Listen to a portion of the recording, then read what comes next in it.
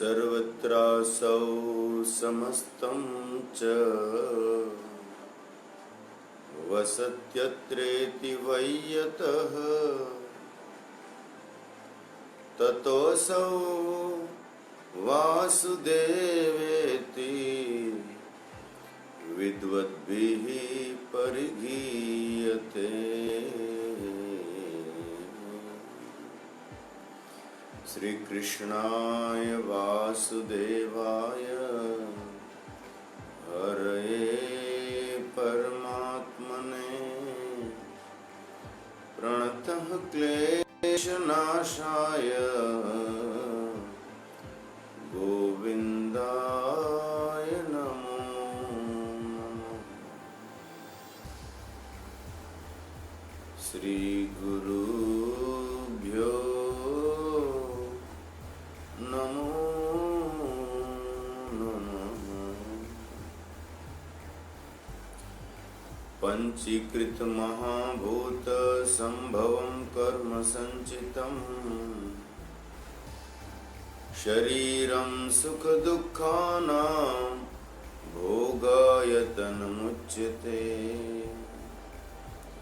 पंच प्राण मनो बुद्धि दशेन्द्रिय समन्वितम् अपंचीकृत भूतोत्थं सूक्ष्मांगं भोग साधनम्। अनाद्य विद्या निर्वाच्या कारणोपाधिरुच्यते। उपाधि त्रितयादन्यमात्मानमवधारये। पंचकोशादियोगेन तत्तन्मय इव स्थितः शुद्धात्मा नीलवस्त्रादियोगेन स्फटिको यथा। वपुस्तुषादिभिः कोशैर्युक्तं युक्त्यावघाततः आत्मानमान्तरं शुद्धं विविच्यात्तण्डुलं यथा। सदा सर्वगतोऽप्यात्मा सर्वत्र नावभासते। बुद्धावेव भासेत स्वच्छेषु प्रतिबिम्बवात्। देहेन्द्रिय मनोबुद्धि प्रकृतिभ्यो विलक्षणम् तद्वृत्ति साक्षिणं विद्यादात्मानं राजवत्सदा। व्यापृतेषु इन्द्रियेष्वात्मा व्यापारी वा विवेकिनां दृश्यते अभ्रेषु धावत्सु धावन्यो यथा शशि। आत्मचैतन्यमाश्रित्य देहेन्द्रिय मनोधियः स्वकीयार्थेषु वर्तन्ते सूर्यालोकं यथा जनाः। देहेन्द्रिय गुणान् कर्माणि अमले सच्चिदात्मने अध्यस्यन्त्य विवेकेन गगने नीलिमादिवत्।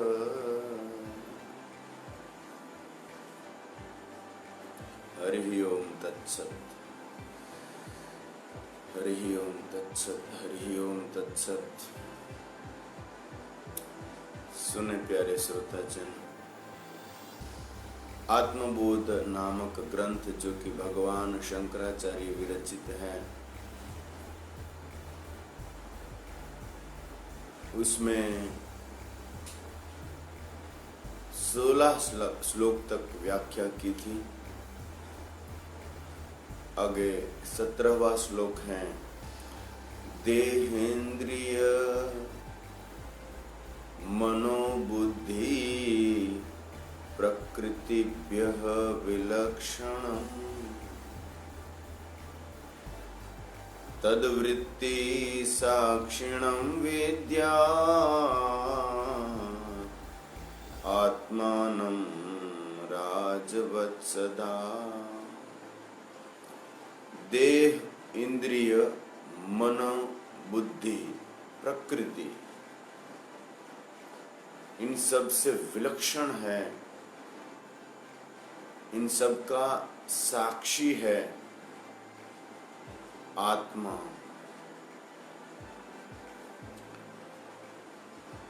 जड़ स्वरूप, परिणाम स्वरूप, दृश्य स्वरूप, ऐसे देह, इंद्रिय, मन, बुद्धि और प्रकृति, इससे सर्वथा विलक्षण, अलग, भिन्न ही आत्मा को जानना चाहिए।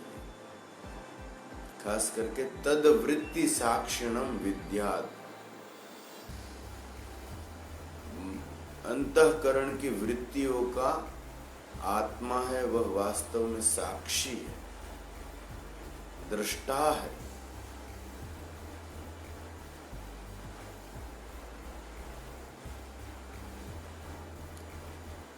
और जैसे राजा मंत्री आदियों को सिर्फ देखता हुआ दृष्टा की तरह, साक्षी की तरह रहता है राज में, महल में, उसी प्रकार आत्मा है इस शरीर में।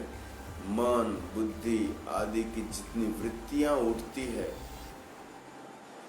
उन सब का केवल साक्षी है, दृष्टा है।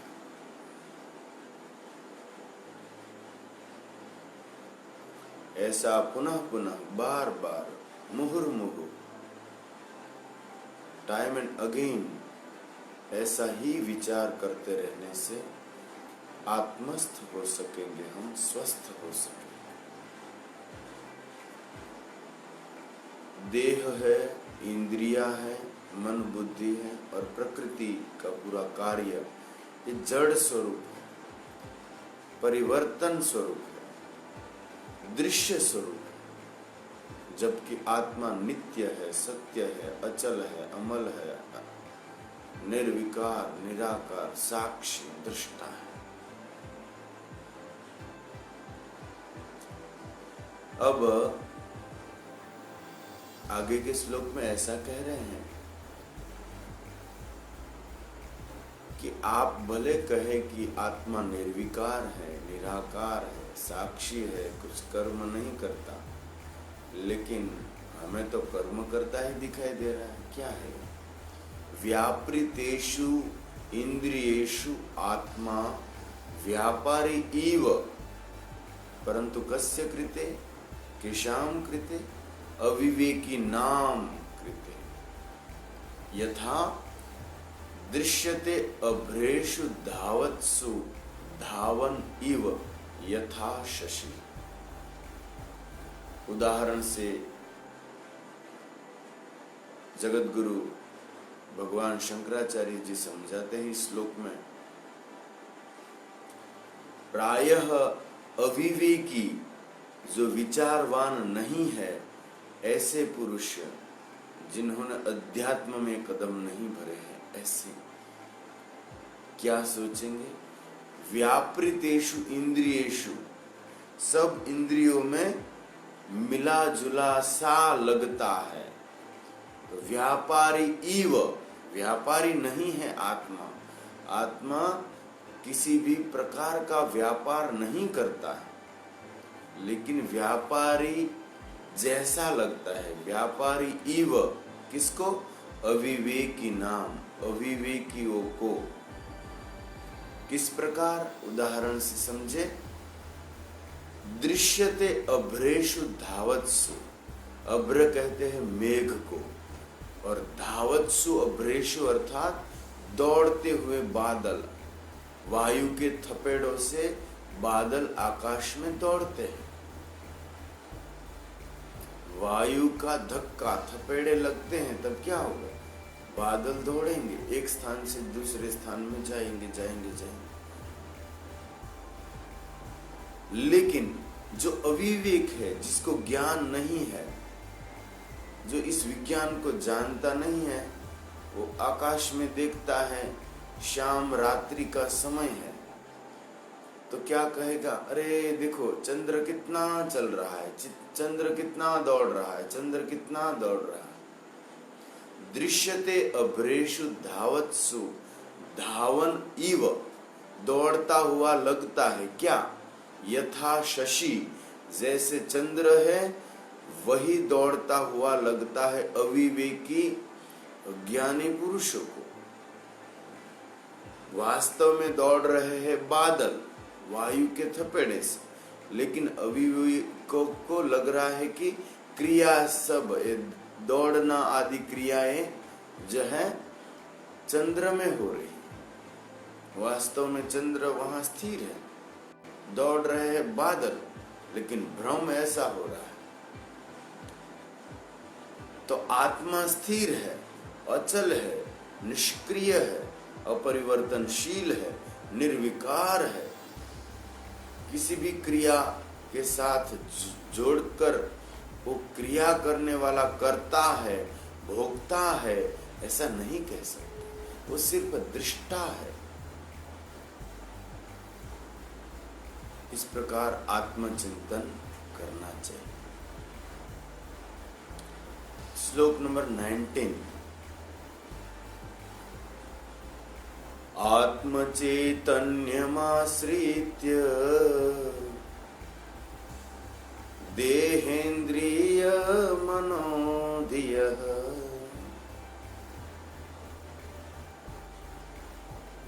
और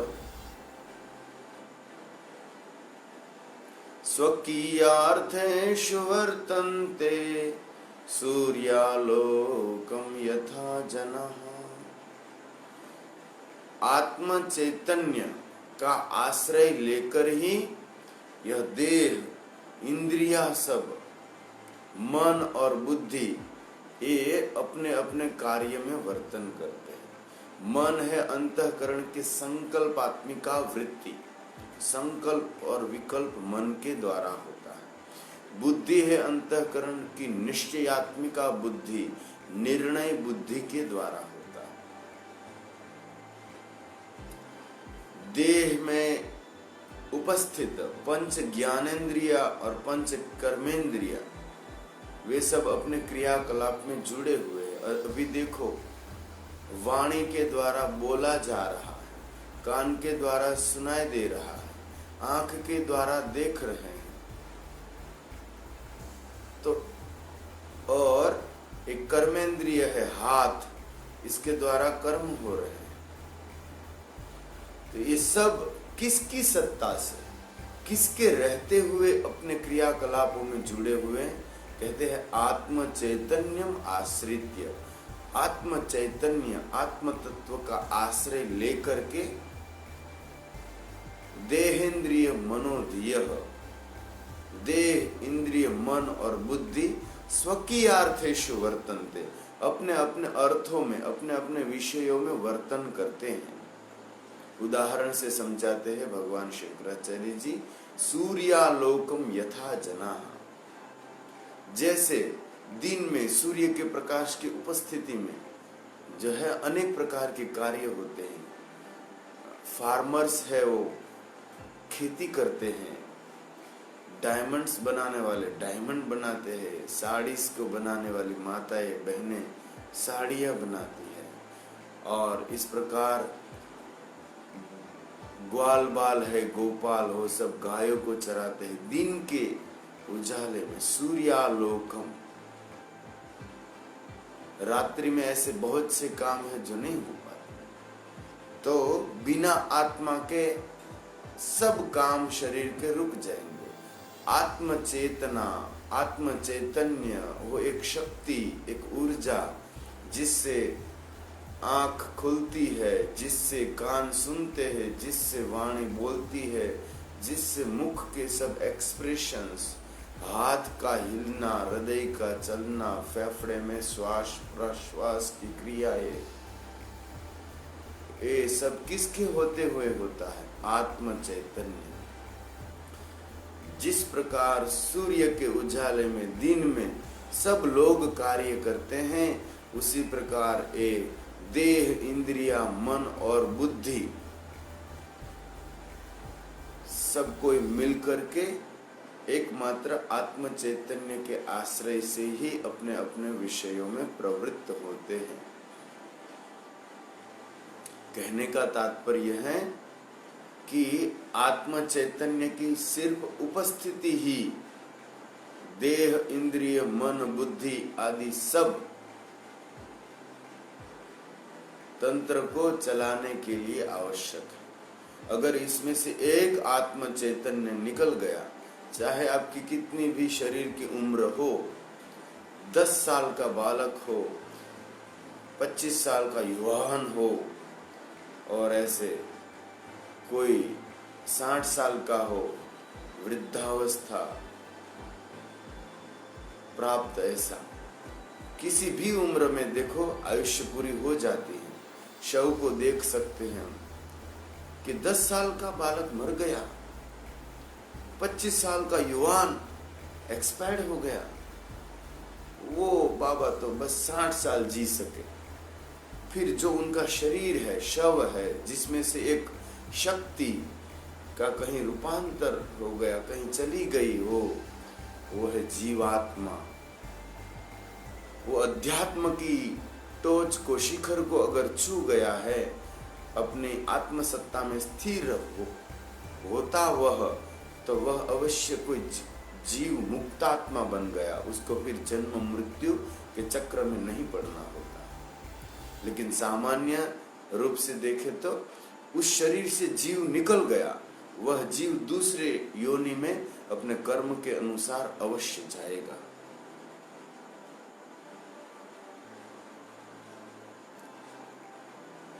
लेकिन किसकी सत्ता से इस शरीर में देह, इंद्रिय, देह, ये शरीर, इंद्रिया, मन, बुद्धि सब कार्य कर रहे थे? किसकी सत्ता से?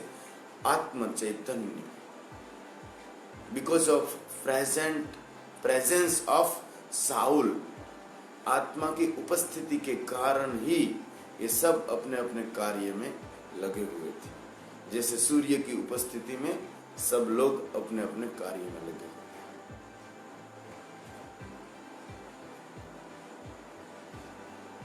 ऐसे काम, खेत का काम जैसे कहा, गौओं को चराने का काम जैसे कहा, ऐसे अनेक प्रकार के काम जो कि नहीं हो पाते दिन के बिना। 20वें श्लोक में कहते हैं कि आप कुछ भी कहो, लेकिन ये सब कर्म तो आत्मा में ही भाषित होते हैं। लगता है आत्मा ही खाता है, पीता है, दौड़ता है, चलता है, आदि आदि सब कुछ आत्मा ही तो करता है। तो कहते हैं ये अविवेक से होता है, अध्यस्त किया गया है, आरोपित बात है। देहेन्द्रिय गुणान कर्माणि अमले सच्चिदात्मनि अध्यस्यन्ति अविवेकेन गगने नीलिमादिवा। देह, इंद्रिय और 3 गुण, रजोतम सत्व गुण, कर्माणि, सब कर्म, ये सब किस में हो रहे हैं? किस में है? शरीर में है। देह, इंद्रिय, गुण, कर्म।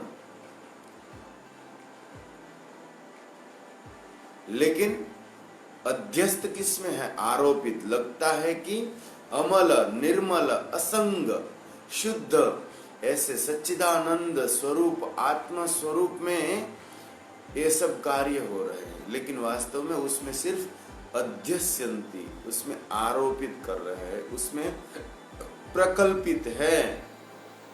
वास्तव में देह, इंद्रिय, गुण, कर्म, इसकी कोई असर आत्म स्वरूप पर नहीं है। जीवात्मा में सब शुभ अशुभ कर्म के संस्कार अवश्य बनते ही हैं, लेकिन जिन्होंने शिवोहम की स्थिति प्राप्त कर ली, तो वहां फिर सब संस्कार दग्ध हो जाते हैं। ज्ञानाग्नि दग्ध कर्माणम, ऐसा गीता में शब्द आया। तो ज्ञान अग्नि से दग्ध हो जाते हैं, जब ज्ञान में कोई प्रतिष्ठित हो जाता है, लेकिन अध्यस्त करते रहते हैं अज्ञान के कारण। अध्यस्यन्ति अविवेकेन, जैसे गगन की ओर देखते हैं तो क्या कहते हैं, गगन कैसे रंग का है, नीलिमा गगन में है, नील वर्ण का, नील वर्ण सार। वो पीछे आपको दिखाई दे रही है एक जो है विंडो, उसमें जो नील कलर, तो ऐसा नील कलर सा आपको लगेगा कि बादल जो है, आकाश है वो नीलिमा से युक्त है। वास्तव में आकाश का कोई वर्ण है ही नहीं, आकाश अनंत है, आकाश सर्वत्र है। ऊपर देखकर कहते हैं आकाश तो कैसा है, नीलिमा से युक्त है। ये अविवेक है, ये अज्ञान है। इसी प्रकार सच्चिदानंद स्वरूप में देह, इंद्रिय, उनके कोई धर्म, उनकी कोई क्रियाएं, ये सब जो है पहुंच ही नहीं सकती। वो असंग है, निर्मल है, शुद्ध है, विशुद्ध। वो परमात्मा है, हमारे हृदय में उपस्थित है। उनको जानना है, उनको पहचानना है, अपने आप को उनसे अभिन्न प्राप्त करना है। वो प्राप्त ही है, प्राप्त ही है, प्राप्ति की प्राप्ति करनी है। खोज किसकी की जाती है, जो ऑलरेडी उपस्थित है इस संसार में, उसी की तो खोज होती है। खोज यानी ढूंढना, जो वस्तु है ऑलरेडी उसी को तो ढूंढी जाती है। वो सिर्फ नजरअंदाज ऐसे हो गई है, वो दृष्टि से कहीं दूर ओझल हो गई है। जो है ऑलरेडी उपस्थित है, उसी को तो ढूंढ सकते हैं।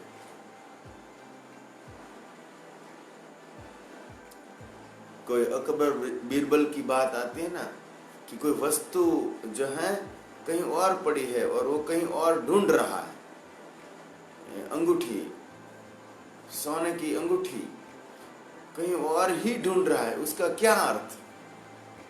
वस्तु है हृदय में परमात्मा। इस शरीर में नेति नेति, इस शरीर में ये भी आत्मा नहीं है, ये भी आत्मा नहीं, ये भी आत्मा नहीं है, ऐसे व्यतिरेक दृष्टि से अंत में जो अशेषतः एक तत्व बचता है, वही आत्मा है, वो दृष्टा है, साक्षी। देह, इंद्रिय के गुण, मन के, प्रकृति के गुण और सब प्रकार के इंद्रियों के कर्म, वो सिर्फ आत्मा में अज्ञान के कारण आरोपित है। आत्मा अकर्ता है, आत्मा अभोक्ता है, आत्मा केवल दृष्टा साक्षी। यही सत्य है आत्मा के विषय में।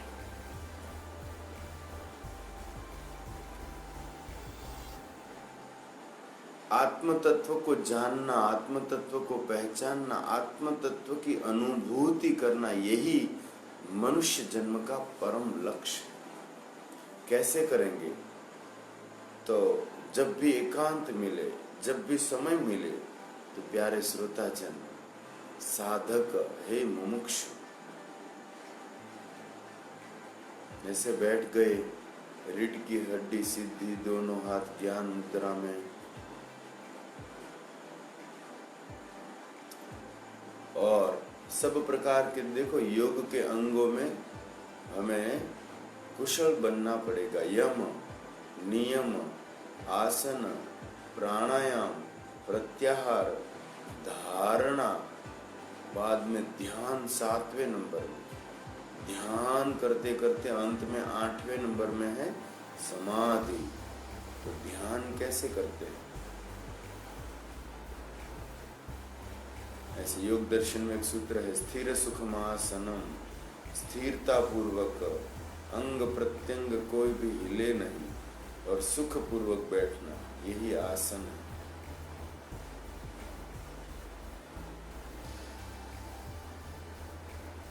मैं इंद्रिया नहीं हूं, मैं 3 गुण में से कोई गुण भी नहीं हूं। मैं अंतःकरण चतुष्टय में से कुछ भी नहीं हूँ।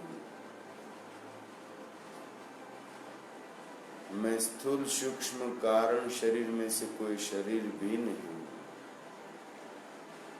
मैं पंच प्राण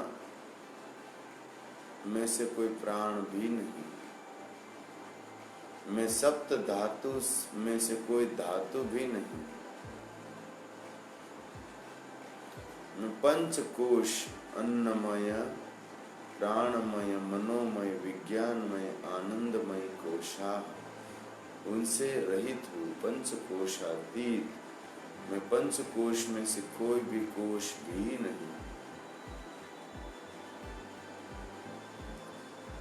मैं कोई कार्य नहीं हूँ। घड़ा मिट्टी का कार्य है, इसलिए जो कार्य होता है वो आत्मा नहीं होता। आत्मा किसी का भी कार्य नहीं। परमात्मा स्वयं कारण के भी कारण है। मिट्टी है वो घड़ा बनाने के लिए आवश्यक है, तो मिट्टी है वो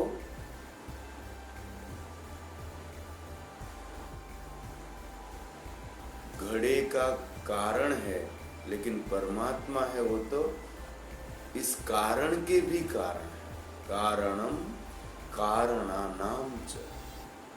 माता पिता का संयोग होना यह पुत्र प्राप्ति का कारण है, लेकिन माता पिता को भी बीज के रूप में स्थापित करना इस संसार में, इसके कारण है परमात्मा।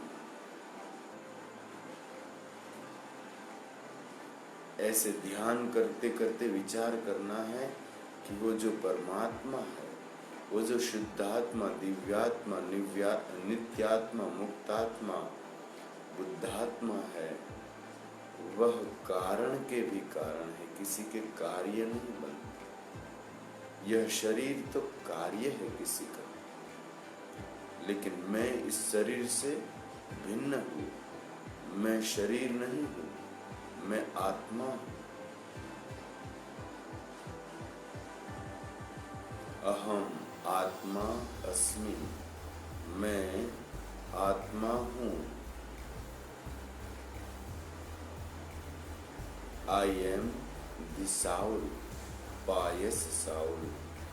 मैं पवित्र आत्मा हूँ। मेरे में राग द्वेष लोभ मोह मात्सर्य भाव नहीं है। मैं निर्विकल्प हूँ, मैं निराकार हूँ, मैं निर्गुण हूँ, मैं निरंजन हूँ, मैं नित्य निर्मल हूँ। ये पॉजिटिव थिंकिंग, सकारात्मक विचारधारा। As you think you will become. जैसा आप सोचते हैं ऐसा आप बन जाएंगे।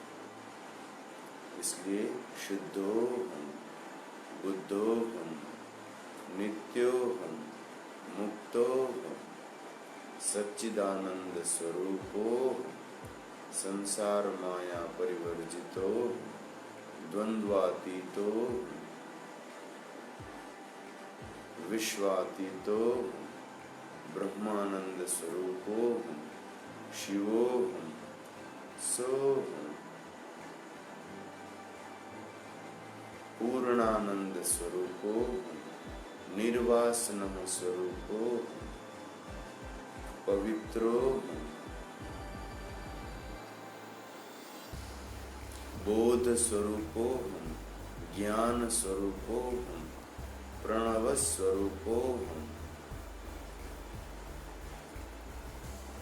अखंडानंद स्वरूपोहम असंग पुरुषोहम एको अद्वितीयोहम निजानंद स्वरूपोहम शुद्ध चैतन्य स्वरूपोहम भावातीत स्वरूपोहम गुणातीत स्वरूपोहम शांत स्वरूपोहम ब्रह्म निर्वाण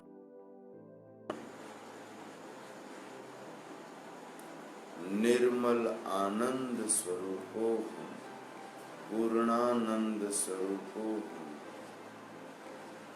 ब्रह्मानंद स्वरूपो हूँ, अचलो हम, अच्युतो हम, सदा सर्व समः अहम, देहातीतो हम, इंद्रियातीतो हम, गुणातीतो हम, अंतःकरणातीतो हम, विश्वातीतो हम, प्राणातीतो हम, कोशातीतो हम, विषयातीतो हम,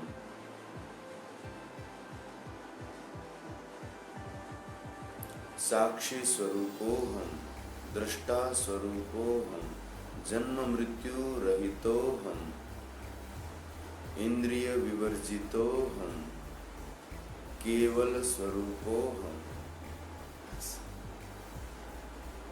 ध्यान, स्वरूप का स्मरण, ऐसा सतत अखंड तैल धारावत फिर जो है कृष्णाकाराकारी वृत्ति को वैष्णव भक्त करता है।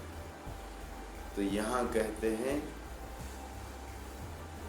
महायोगी महाज्ञानी भगवान शंकराचार्य जी, ब्रह्मैवास्मि ब्रह्मैवास्मि ब्रह्मैवास्मि, मैं ब्रह्म ही हूँ, मैं ब्रह्म ही हूँ, मैं ब्रह्म ही हूँ। सब प्रकार के ज्ञान पूर्वक, विवेक पूर्वक, सिर्फ तोते की तरह रटना नहीं। मैं ब्रह्म ही हूँ अर्थात मैं शरीर नहीं हूँ, मैं कारण शरीर नहीं हूँ, सूक्ष्म शरीर नहीं हूँ, स्थूल शरीर नहीं हूँ, इंद्रिया नहीं हूँ, 3 गुण नहीं हूँ, 5 प्राण नहीं हूँ। ऐसे अपने आप को सबसे अलग करके मानना है। संसार जगत से तो बहुत दूर, जगत तो मिथ्या, लेकिन ये शरीर भी जगत का ही भाग है, वो भी मिथ्या प्रपंच है, अविद्या का कार्य है। उससे भी मैं सर्वथा विलक्षण हूँ, विशुद्ध हूँ, आत्मस्वरूप।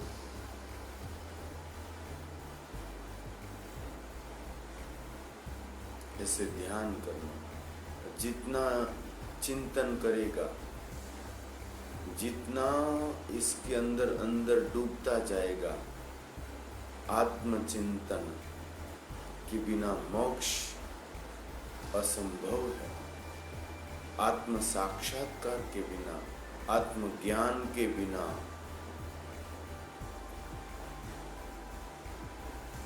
मुक्ति नहीं मिलती, जीवन मुक्त स्थिति नहीं आती। जन्म मृत्यु की जो ये श्रृंखला है, अनर्थ परंपरा है, उस चक्र से कोई मुक्त नहीं हो पाता। इसलिए आत्मज्ञान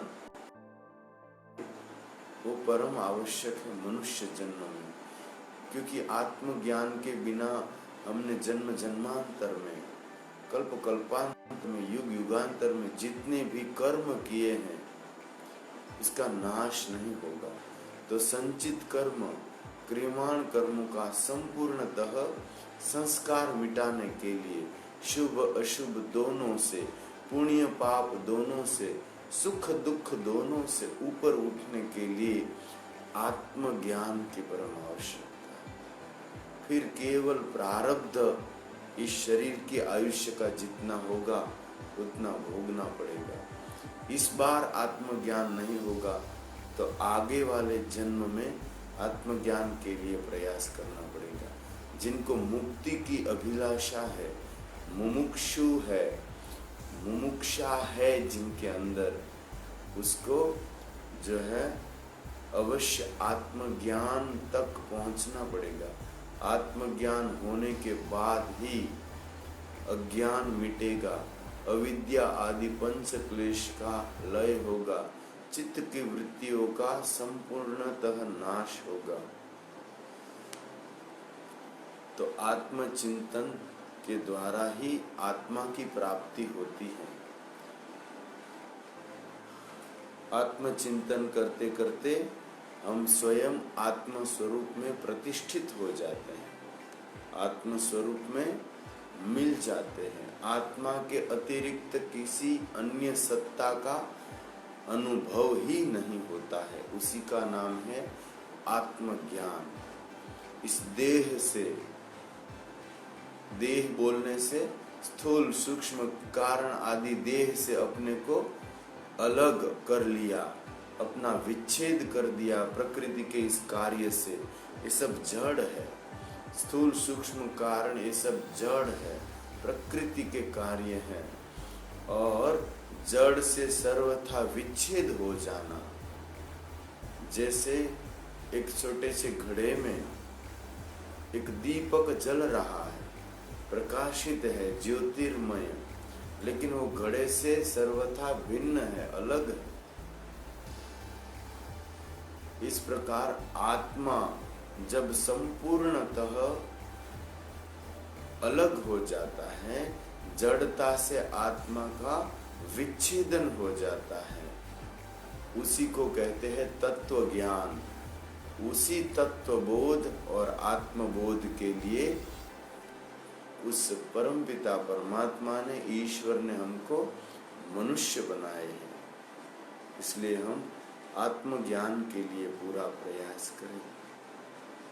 गुरुजनों की कृपा से, शास्त्रों की कृपा से, संतों की कृपा से, आत्म कृपा, गुरु कृपा, ईश्वर कृपा, सब कृपाओं को मिलाकर कोई ऐसा महापुरुष है, उसका अंतिम जन्म हो जाता है। वो फिर पुनर्भव नहीं बनता, उनको फिर से होना नहीं पड़ता है। वो अपुनर्भव अर्थात जीवन मुक्त हो जाता है। जीवन मुक्ति के बाद शरीर गिर गया तो विदेह मुक्त हो जाता है। फिर उसको कभी देह धारण करना ही नहीं होता, इस व्यापक में मिल जाता है। आत्मबोध के लिए योग के अंगों का अनुष्ठान परम आवश्यक। कर्म योगी भी जो है पुष्कल निष्काम कर्म करके अंत में आत्मस्थिति में स्थिर हो सकता है। भक्ति योगी भी ऐसे अनेक बने हैं जो मुक्त हो गए। तो इस प्रकार आत्मचिंतन में हम लगे रहे। सबका कल्याण हो, शुभ हो, मंगल हो, भद्र हो। जय श्री कृष्ण।